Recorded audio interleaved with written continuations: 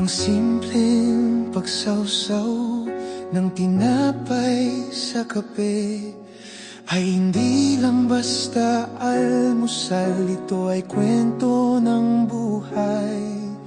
Noong halos wala, ito ang sumalo sa gutom. Noong may kaunting ginhawa, ito pa rin ang kasalo sa munting saya. Sa bawat lagok ng kape, mainit ng pag-asa. Sa bawat pagsawsaw ng tinapay, may alaala ng sakripisyo at pagtitiyaga.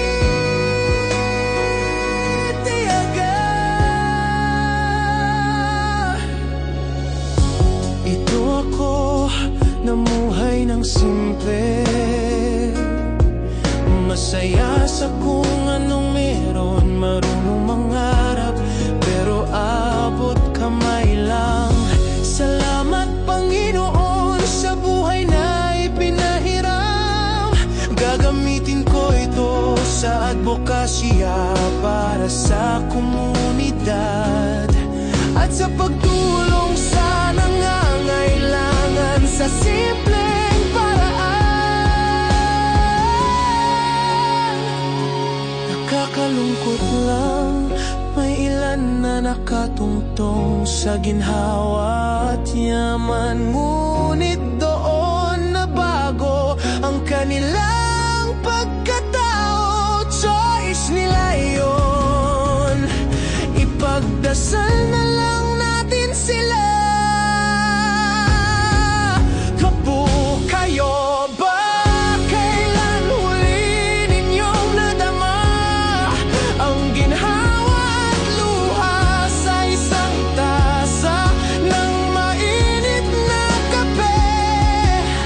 I-share ninyo sa comments at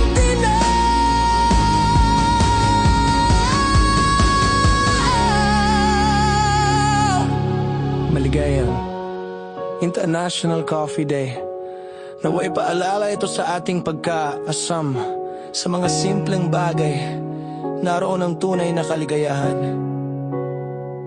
Kape at tinapay, sama-samang alaala, pagsasalo na nagbibigay ng ngiti, at sa hirap, ginagawang magaan. Ipinapaalala sa atin, hindi sa yaman nakasalalay, kundi sa pagmamahalan sa bawat lagok at ngiti ng kape. Maging inspirasyon nawa ang kwentong ito, isang tasa ng buhay, puno ng aral at pag-asa. Sa bawat coffee break, mangarap tayo sa sama-sama.